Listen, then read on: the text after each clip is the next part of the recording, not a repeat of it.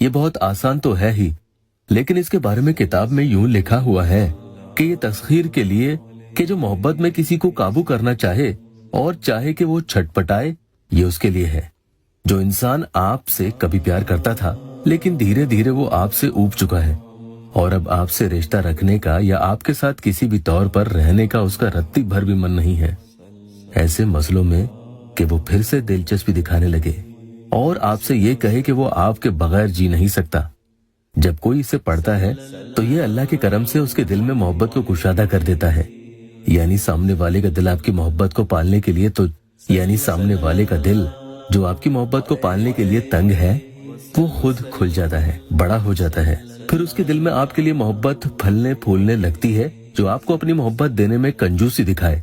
एक पानी के गिलास पर यह अमल किया जाता है।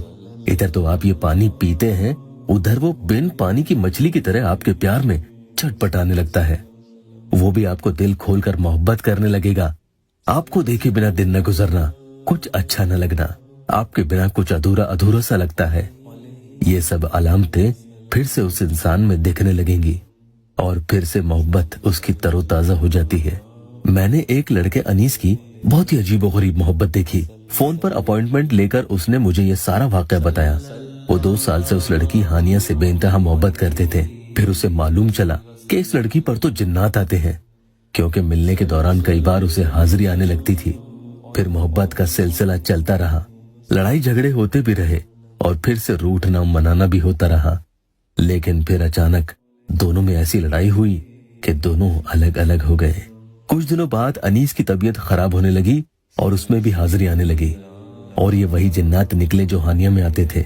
उन्होंने हाजिरी में कहा कि मैं वही हूँ जो उस हानिया में आता था। मैं उसके साथ रहना चाहता हूँ क्योंकि मुझे उससे प्यार है और मैंने ही तुम दोनों को अलग किया है। मैं नहीं चाहता कि तुम कभी निकाह करो। मैं उसके साथ किसी को रहने नहीं दूंगा और इसे मैं साथ ही लेकर जाने वाला हूँ। मेरे प्यारों, अनीस का इलाज चलते 3 महीने हो चुके हैं। अल्हम्दुलिल्लाह काफी फर्क है, लेकिन हानिया में अब भी जिन्नात आते हैं। इसके बारे में किसी को नहीं मालूम सिवा अनीस के।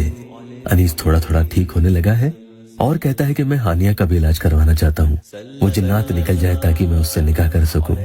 बहरहाल, जो लोग अपनी मोहब्बत को अपने सामने छटपटाते हुए देखना चाहते हैं, इसका मतलब नाजायज तौर पर हरगिज हरगिज नहीं है, बल्कि वो इंसान आपकी मोहब्बत में आपके लिए छटपटाए और आपको खूब याद करे, तड़पे आपके लिए, तो उसके लिए आप बावजू हालत में ये अमल पढ़ेंगे। और जब जुमे का दिन आए तो जरूर आपको उस दिन जुमा की नमाज के बाद भी ये दुआ पढ़नी है। नमाज की पाबंदी जरूर करें, इसके जरिए अल्लाह आप पर रहम करेगा इंशाअल्लाह। या वदूदो, या रऊफो, या रहीमो, या मुब्दिओ, या मुईदो, अल्लाहुम्मा कफिनी बिहलालिका अन हरामिका वअगनिनी बिफज़लिका अम्मन सिवाका वबिताअतीका अन मअसियतिका।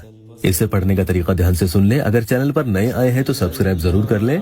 इसके अव्वल आखिर में आप 3-3 मरतबा कोई भी दुरूद शरीफ जरूर पढ़ लें और इस दुआ को आपको दूसरे इंसान का तस्वुर करते हुए पढ़ना है। रोजाना इशा की नमाज के बाद कभी भी कर लें और जुमे के दिन हो सके तो जुमे की नमाज अदा करने के बाद इसे पढ़ें। नापाकी में नहीं करना है और 7 मरतबा इस दुआ को पढ़ लें। उसके बाद उस पानी के गिलास पर एकदम करके उसे फौरन पी जाए। इंशाअल्लाह इधर आप इसे पीते हैं, उधर वो हैरान परेशान आपकी मोहब्बत में बिन पानी मछली की तरह छटपटाने लगता है।